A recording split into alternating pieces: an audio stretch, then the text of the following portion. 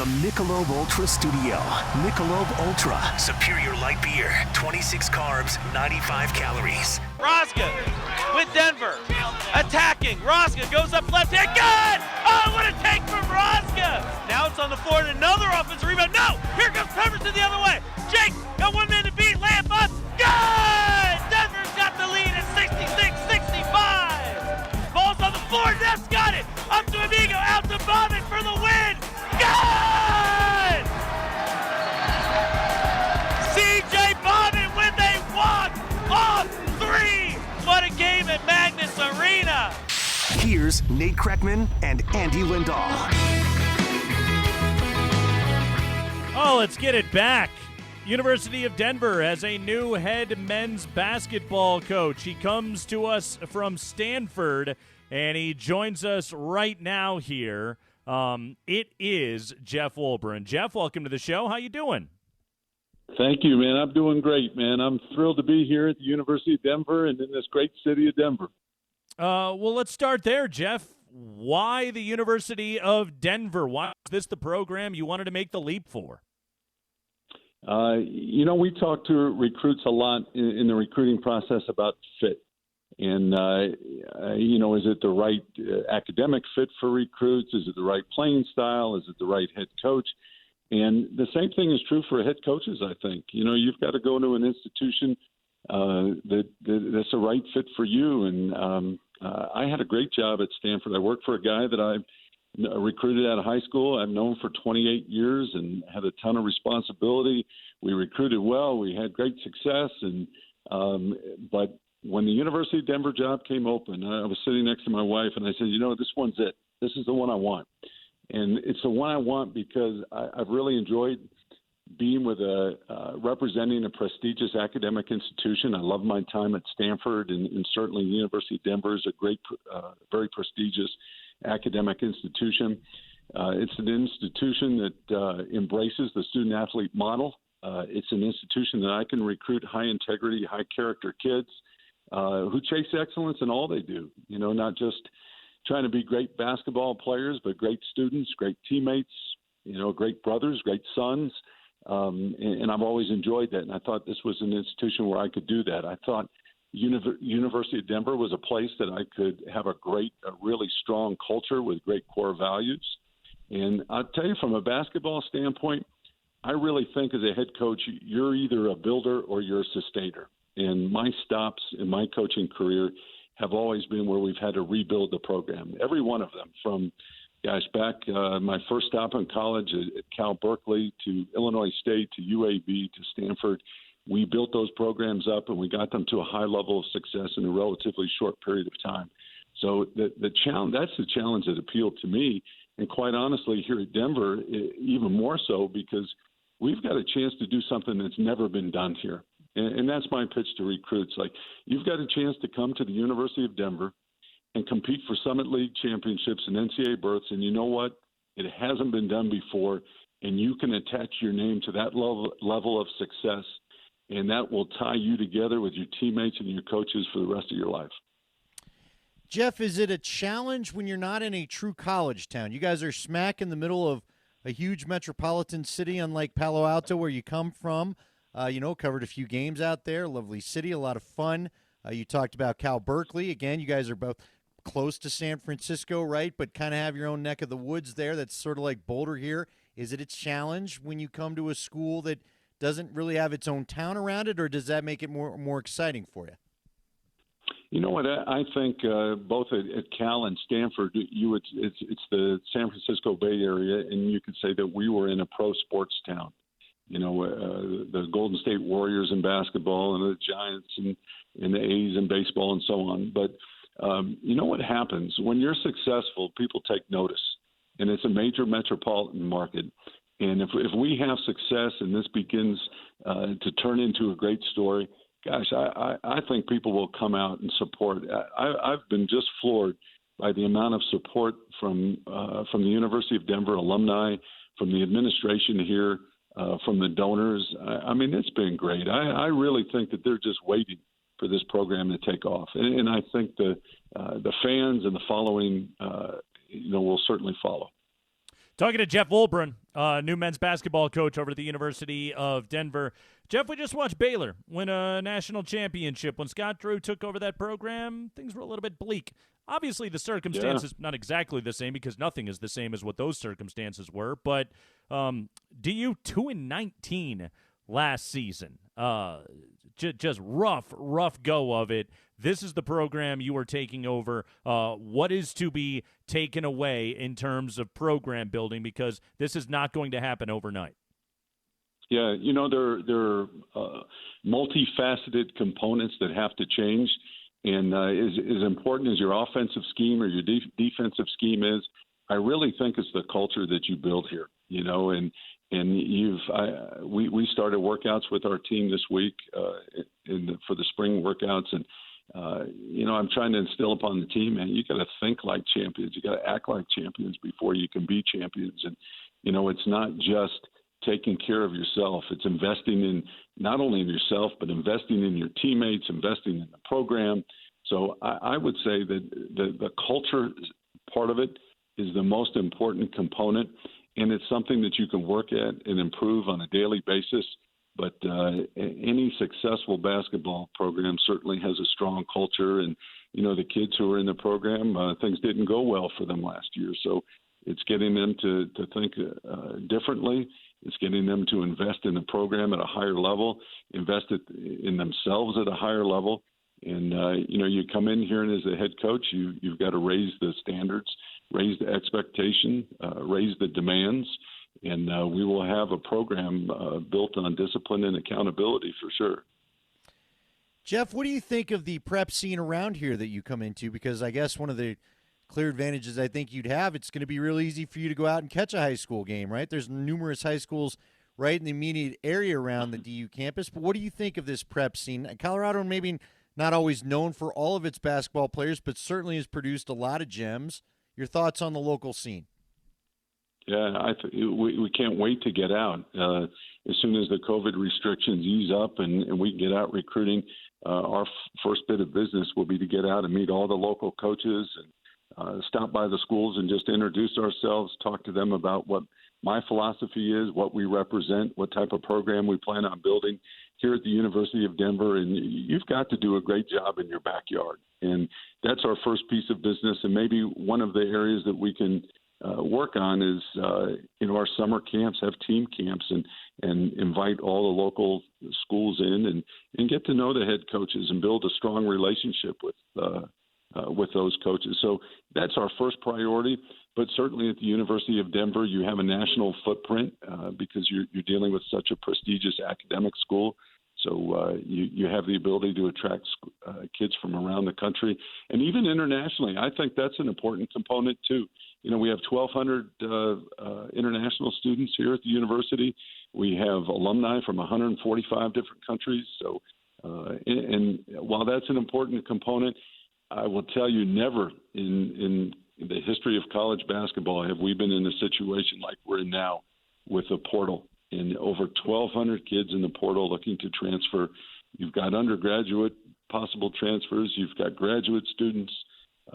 So I guess I would tell you this is probably the best time it's been to rebuild a program. Well, and you mentioned the portal right there. Your top three scorers from a season ago at DU all entered the portal. Two of them have already found schools to transfer to. What about the other side of that? How many transfers are you hoping to bring in right away, and how much will you use that as a big part of building this program? Yeah, I think it's a component that you have to use. We need kids who will come in here and be significant contributors next year. As of now, we have 6 scholarships available.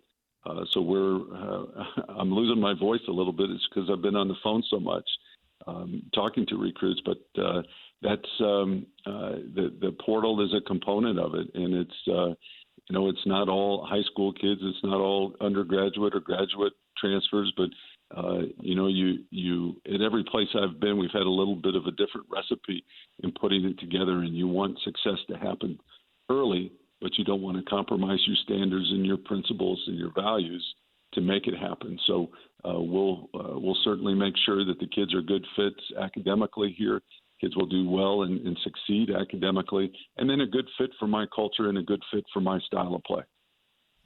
Jeff, I got to ask you before we let you go, and we appreciate the time, just as a coach, any empathy for what Gonzaga went through only to lose it in the final game? Or, I mean, like, how hard would that be if you were in the same situation? I can't imagine going the whole season without a loss and then giving it up at the end right there. It's got to be gut-wrenching, doesn't it?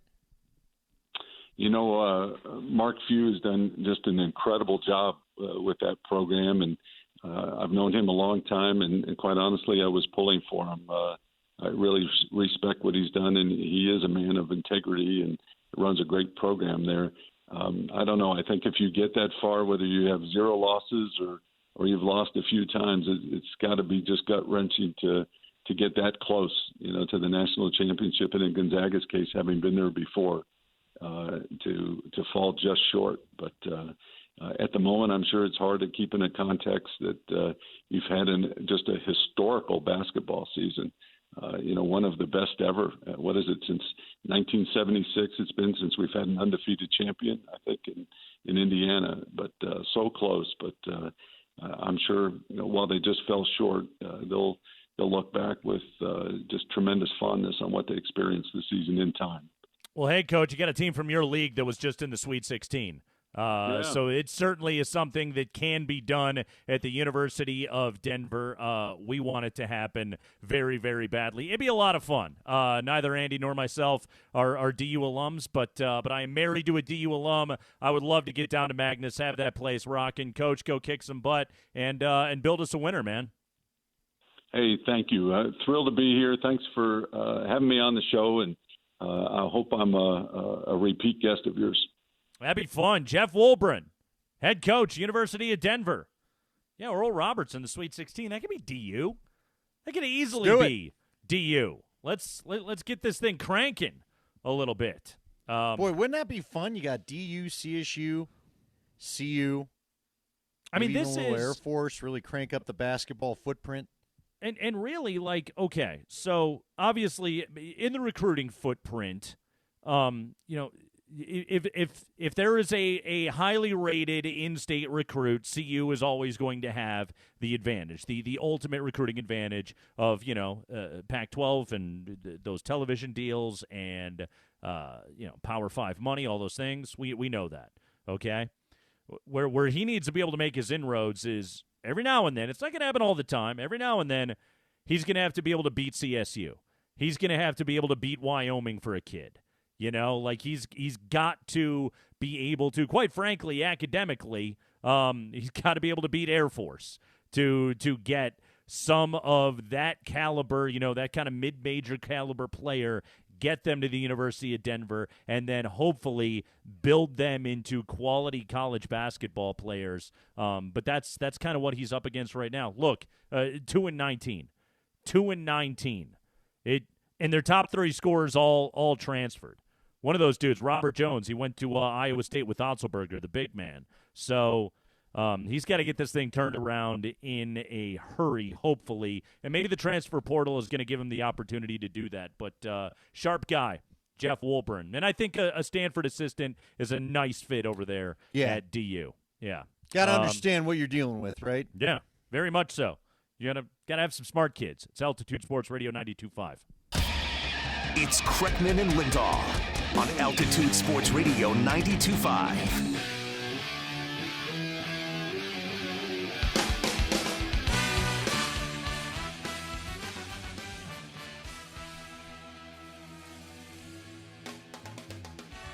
Yeah, it is Scott Friday. Nate Kreckman and Andy Lindahl on Altitude Sports Radio 92.5. Thanks again to Jeff Wolbron, the new coach at DU. Nice enough to give us a few minutes here today. We'll talk to Leggy at 4:30. Carl Dukes joins us on the show today at 5:15. Rockies and Giants. No score right now in the top of the 4th. By the way, no hits in this ball game as of yet. John Gray took the no-hitter into the 7th yesterday, Andy. We're in the 4th. We get the duel. No hitters going on right now. Cueto and Gomber in San Francisco. Nobody's interested. Nobody. We don't want to get on the bases today. This is a typical San Francisco game, right? Especially early in the year. Oh, absolutely. Gomber, only a walk so far to begin this ball game through his first 3 innings. He's finding the zone, baby. He nearly broke a rib trying to swing at a pitch, though. So, again, Take it easy. maybe go ahead and look at that DH thing again around the All-Star break, please. Calm down. Yeah, please. So, Dude, he seriously swung, missed, spun around, and took the long walk back into the batter's box where the other pitcher's like, yeah, I feel you. Cueto stepped off the mound, walked around the back a little bit, and came up to the rubber. So I can't believe how dumb Major League Baseball was to bring back pitchers hitting in the National League. So Nate, let's add to your point. You tell us that you wanted to put the runner on the second. extra innings California. to save the pitchers a little bit, Mm-hmm. yet you're forcing them to go out and waste time batting 2 or 3 times a game depending on how long their start goes. We solved it, okay? We figured it out. One of baseball's biggest problems right now, and when they talk about pace of play, they aren't just talking about length of the game. One of the big issues is nothing happens. Nothing happens in baseball games, and all of these pitchers are using pine tar and getting these unbelievable. Just physics-defying spin rates, and what does that lead to? Whole lot of swinging and missing. It's the true outcome era, right? It is launch angle, it is swing for the fences, it is strikeout or walk. That's one of the biggest problems that baseball has is not enough happens, and so baseball's solution to this was, you know what? Let's have the pitchers go back to hitting because it's important that we put somebody completely incompetent and totally unqualified in to participate in professional sports at least, between 2 National League clubs 6 times in a given 3.5-hour baseball game. To what end? What is the purpose of it? Well, it's a chess match. Oh, we love the chess match. I love the strategy of a double switch. Oh, it's so fascinating when the umpire has to have a chat with the manager and they look at the lineup card together. Oh my God, it's the thinking man's game. I also love it when you're out of players in an extra inning game because you tried darn hard not to get to this point, but here we are. We still doing the 3-batter minimum, by the way? Yeah. Oh, good. Yeah. I don't mind that. It's okay. It doesn't speed anything up. It doesn't actually help in the way that they thought it was going to help out. It's just dumb. It's all dumb. Baseball doesn't know how to not be bad. By the way, Mm-hmm. did you see this story? Have you heard of any interesting sort of exchanges when the lineup cards are exchanged? They had it in The Athletic. Okay. And I've never heard of anything spicy happening in between umpires or anybody, the managers or anybody, when you exchange lineup cards. I remember when Jim Joyce screwed up the Armando Galarraga perfect game, and then the next day Galarraga was the one that did the lineup card exchange, and he gave Joyce the big handshake out at the plate to let him know after Joyce was getting all the death threats and everything like that. I feel like that's one lineup card exchange I can think of in my entire lifetime. Yeah, I don't think I've ever heard of anything spicy happening between that because it's pretty easy. But so what's in the piece? What did you learn? I have to dig out a couple of this. Well, I'm trying to find it because, again, I can't. Now I don't even remember how I sent it to you. So I was hoping you had a few because you're the baseball historian, because I want to know of some of the best ones.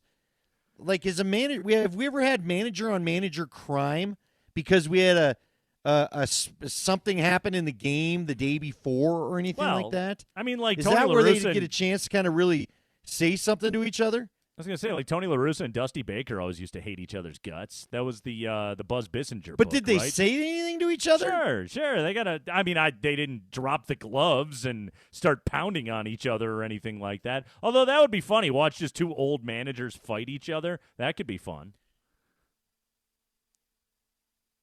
Well, I only remember he wasn't the manager. Who did Pedro throw down? The bald guy, Don Zimmer? Yeah. Remember when Don Zimmer? I shouldn't be laughing. It was not cool. He's an old guy. But old guy, why are you running after an in his prime athlete? What exactly? How'd you think that was going to go? At what point during your stride from the dugout to the mound did something not click in your head? This isn't a good idea. Huh? Seriously. This isn't going to go my way. It's have you thought about what you're going to do when you get there? I mean, what are you going to do? You're 90. Right, but I feel like old guys. So I haven't been a senior citizen yet. But I well, good.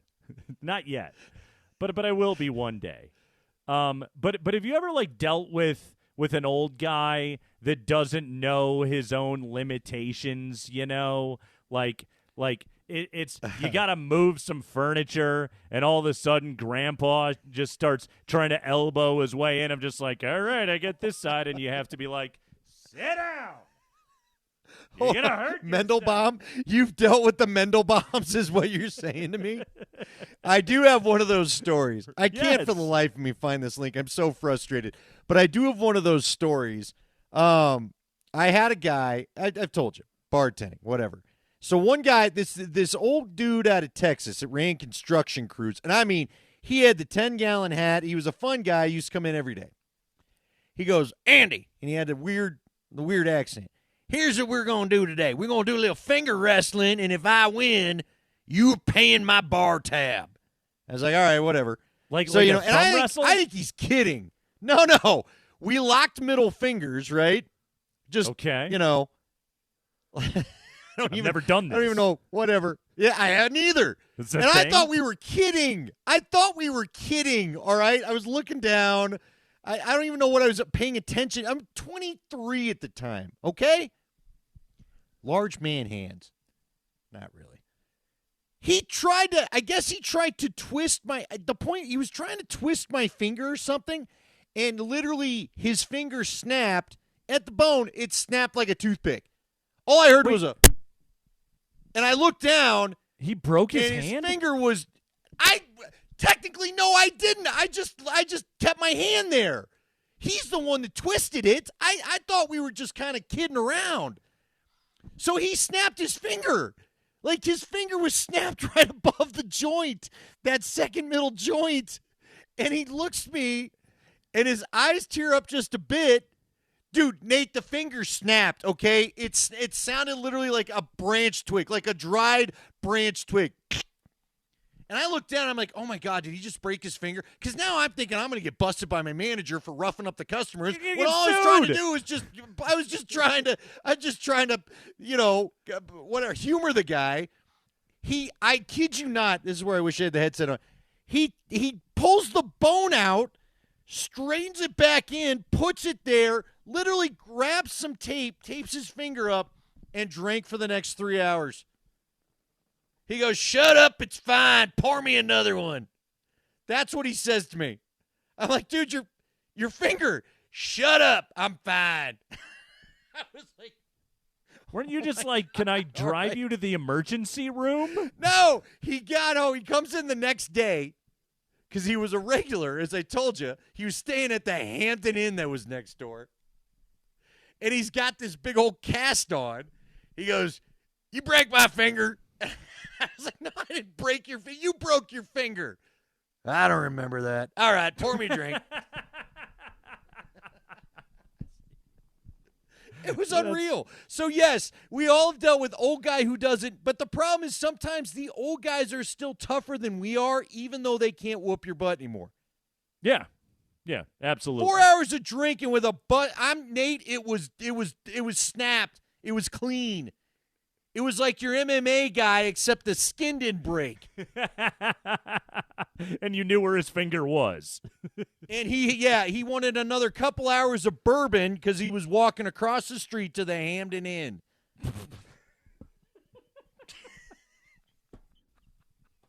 Just a wild night out at the Bennigans and the Hampton And all Inn. I did, I swear to you, Nate, I didn't even twist. Now, I felt him like turn it a little bit, so I guess I flexed enough that he wouldn't twist my hand. Well. Dude, well. All right. Hey. All right, Scott Parker.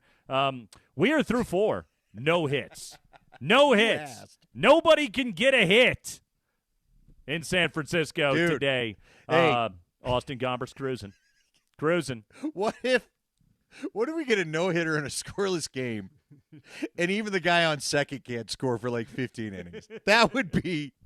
That's the insanity I'm here for. You know what that is? That's a Rockies-Giants game in San Francisco. It's Altitude Sports Radio 92.5. Altitude Sports Radio 92.5 wants your text. 30933 is the Shop Automotive text line. 30933. Purchase and have a vehicle delivered at shop.com.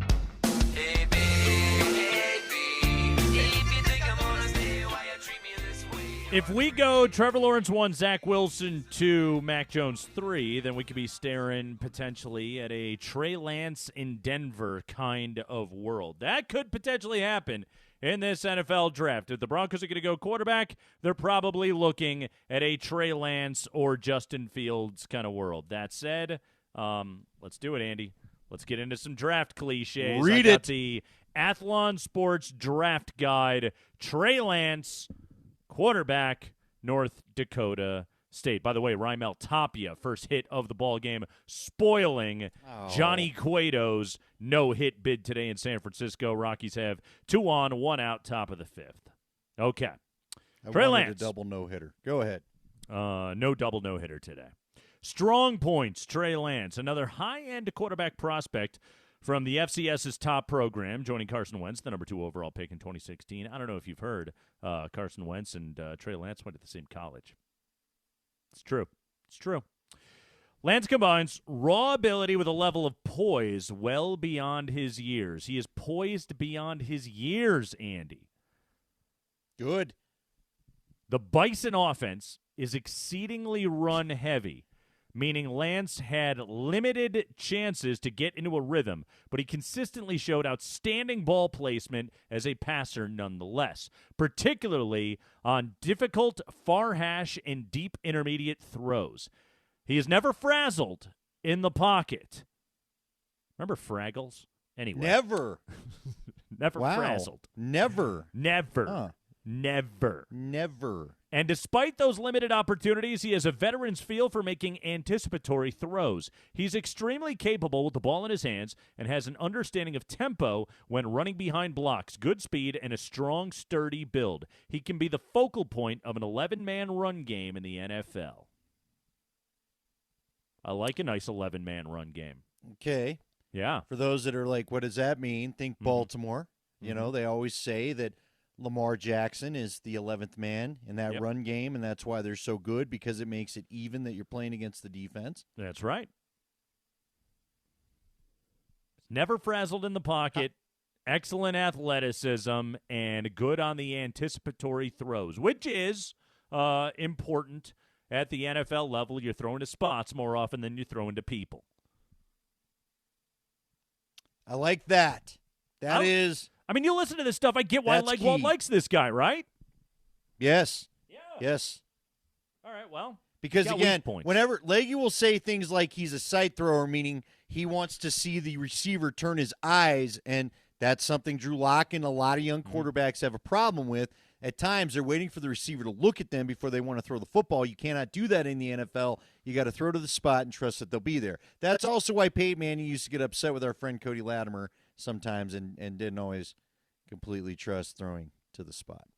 Yeah, that Cody Latimer thing didn't really happen, did it? The weak points on Trey Lance. Here we go. We got weak points. I love how he's never frazzled. I love those far hash throws. Here we go. But Weak is he points. never scared? Isn't that another hashtag, never scared with your Hashtag rise never and scared. grind? Hashtag rise and grind. Okay. Yes. Weak points. Good. Limited sample size, and I don't know if you know this, Andy, but he played at North Dakota State. The level of competition means it will be a leap of faith for a team drafting him high in round 1. He started one season at North Dakota State, threw fewer than 300 passes, and never faced an FBS school. He played one game in 2020 and suffered through a shaky first half. He didn't do a lot in the quick game, and he'd need to tighten up footwork in his drops to fit such a system. Aside from that, he has to become more calculating as a runner. He's often willing to lower his shoulder and finish a run strong, but it leads to him taking needless hits, including to his throwing shoulder. Yeah, don't like that, especially when you talk about him getting out and running that 11-man run game as we just talked about with Lamar Jackson. With what you just described there, we had it from James Palmer earlier in the week. We played you the audio where they said the Broncos do think of the guys that are going to be left, and as you said, between the odds and what Adam Schefter's saying, Mac Jones is going to be the Niners selection. Yep. So we pretty much know, even though it's not official, it's going to go Trevor Lawrence, Zach Wilson, Mac Jones, right? That there is one guy, assuming of Justin Fields and Trey Lance, that fits what the Broncos like to do, and one guy that doesn't. Which guy, after reading that right there, do you think fits what the Broncos want to do? Which guy says Pat Shurmur off of the two descriptions of Justin Fields and Trey Lance? Justin Fields. Think so? Yeah. Okay. I think high-end athlete, but a more competent thrower of the football than Trey Lance, who comes in with high-end athleticism, but I think has more development to do as an NFL thrower.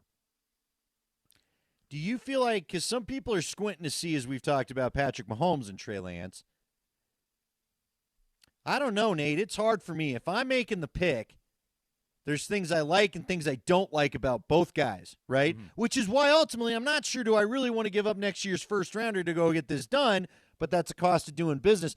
By the way, listening to NFL Network today, a couple of the analysts didn't think the Broncos were going to try to jump up to that Atlanta spot to go get a QB. Mm-hmm. Now, I will say NFL Network does think the Broncos, they think the roster is there, especially if they can put Penei Sewell in the lineup at 9 and solidify the right tackle spot. There's a lot of it. Now, they also said this with the caveat, whoever the quarterback is. Those are the words being used on NFL Network by a number of panelists, not guaranteeing that it's Drew Lock. I just don't know. Because if you go and get Trey Lance, then it's Drew Lock's year, is it not? Trey Lance isn't stepping in this thing and trying to make this a Drew Lock, Trey Lance thing right now. Andy, right? I'm telling you, if you take Fields or Lance, I would start Drew Lock week 1. I absolutely would. I would allow for the red shirt season to exist before I moved on. So what about how many games? Would you go the whole year with either guy? How's he playing? That's what it comes down to. To me, it's a week-to-week thing. If Locke is playing well enough, if the team is developing, if the team is winning football games, if they could potentially go to the postseason, I'll stay with Locke the whole year. What happens if it becomes I am Locke's okay team? with a red shirt. Locke was supposed to red shirt, and then it turned out that Flacco was terrible, so they had to play him that season. Otherwise, they would have been stuck with Brandon Allen the rest of the way after Flacco got hurt. So it's you can plan for it and actually stick to the plan. That you are allowed to do that. But what if it becomes Locke's team? What if Locke proves the doubters wrong like Garrett Bowles did a year ago, and one of the doubters of Garrett Bowles is sitting right here on this show? Mm-hmm. What if he has a Garrett Bowles sort of ascension, and it becomes his team? Have you wasted a draft pick? Then you got trade material, my friend. Which one? It depends. Who do you like more? If you're George Payton, you're going to keep the quarterback you drafted, right? You're going to keep the guy that you drafted because that's the guy that you want to get you to the next level. And guess what? Patrick Mahomes took over a team that was Alex Smith's football team. You Fair can enough. very much do that move. But then one of them, whoever it is, Trey Lance or Justin Fields, better show a skill set that Drew Lock doesn't have. Like Patrick Mahomes came in with the big arm that Alex Smith simply doesn't have. Sure. He could still be mobile like Alex Smith. Yeah. Drew Lock's got a good arm. If he puts the mental side together, I think it'd be tough for either guy unless, maybe Trey Lance is everything and is the second coming of Patrick Mahomes or whatever. But you're right. Look, I would guess George Payton sooner or later is going to play his guy, but how'd that work out for the Chargers? I was going to say, it's retiring a Super Bowl champ. Well, think of it this way. You're George Payton. You're going to want to go down with your selections. You're much right. more so. It's one of the things that Locke is up against. It's one of the things that Fangio is up against. But, hey, in a perfect world, Drew Lock plays and isn't terrible this year. Whether they have a new quarterback or not, there is no world in which it is good for the Broncos for Drew Lock to continue to be what he is. It is interesting because they continue to talk about a Teddy Bridgewater trade on NFL Network today. The show's NFL Now, and they continue to talk about a Teddy Bridgewater trade even to just pair with Drew Lock. Yeah, that's one of those I don't really get the point of it. Right. I don't need to pay you $10 million to be his locker. Yeah, his meeting room friend. Let's actually get better. But, hey, I get it. Trey Lance, the physical tools and natural instincts suggest that as long as he's able to adjust to the speed of the NFL, and most high-end QB prospects eventually do, Lance is a high-end starter who fits in a variety of different schemes. The dual no-hitters dead in San Francisco. Austin Gomber has 2 on with 1 out, bottom of the 5th. Still no score. Altitude Sports Radio 92.5. We are Altitude Sports Radio 92.5. This is Kreckman and Lindahl.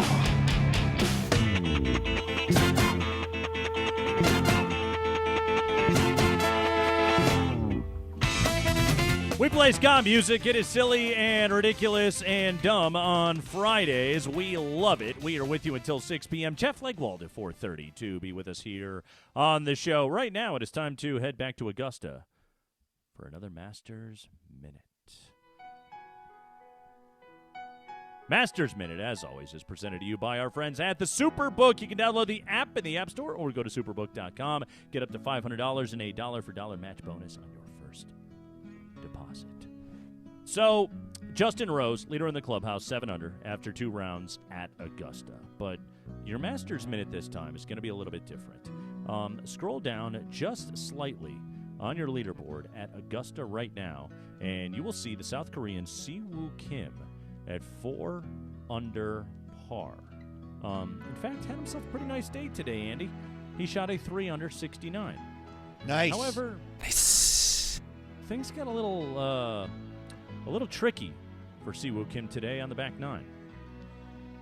Following a 3-putt for bogey on the 14th, Kim took his frustrations out, according to a report in The Athletic, on his putter.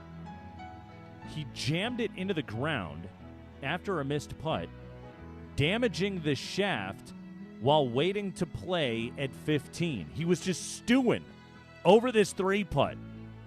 Angry. Slams his putter on the ground, jams it into the ground, really breaks the shaft. Kim would have to putt with his 3-wood over the final 4 holes. However, it didn't go that badly. He missed a birdie putt on 16, but saved par.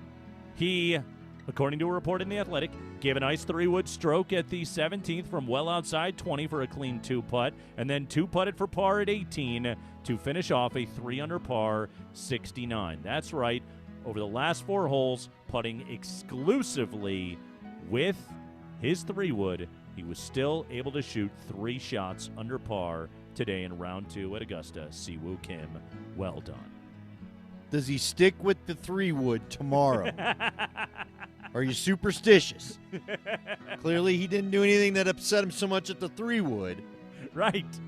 What if this became his thing? What if he just became 3-wood putter guy of just like, you know what? I've been using putters for years. It's gotten me nowhere. I'm going to bust out the fairway wood, and this is my game. Could he be 3-wood Kim? Why not? Are there any great, I guess there was Fuzzy Zeller. Like, what are some of the great golf nicknames? The Shark, Greg Norman, Fuzzy Zeller, I think it was, right?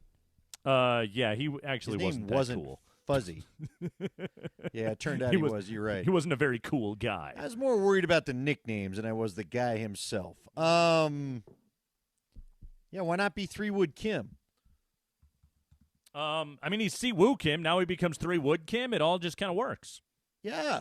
Yeah. But you got to stick with the 3-wood as your putter. That's true. That's got to be your Masters signature. on the line. You trust in that thing? Probably not. I think he's going to. What's cute, not cute anymore? Yeah, I'm gonna go ahead and say he's going back to the putter tomorrow. It's just a guess. Golfers have too many clubs. This your hot golf take today. Well, no, just you bring it up. Clubs for? You really need the bag and 30 clubs? I mean, at what point are you just overkill? How many clubs? I'd love to know from a professional golfer, and I don't know. Maybe you need every single one. I asked this because my brothers are both my two youngest brothers are both really good at golf. Yeah. Okay? And I don't see them using every club in the bag. It's like, what you got all those for? That's window dressing. I had a buddy tell me when I first started playing golf. Now, again, I stink. But he said, all you need is your 7, your 5, maybe try a 3 if you feel comfortable, but just get the driver. Just get 3 or 4 down. Get a good loft wedge. Try to putt. But you don't need to worry about the 9 clubs in your bag. So I think what your friend was saying was your future as a golfer is a hack out on the munis. You're right. So and I'm not going to take offense to it, but I'm going to ask you, Nate, how many not different sure clubs do you use in a round? I'm not sure the 4-iron is necessarily going to be necessary for you. The pros tend to play with slightly more precision. I think that they know how to use all the equipment. So you're using the 6 and the 8? Well, yeah, I do use those clubs on occasion, but I also am a hack. On occasion? Yes. Yes. The fact that I stink at golf does not mean that your point applies to professional golfer. 30933, I wonder does anybody know, and maybe we have a golf pro listening, although after that rant, probably not. Probably change the channel.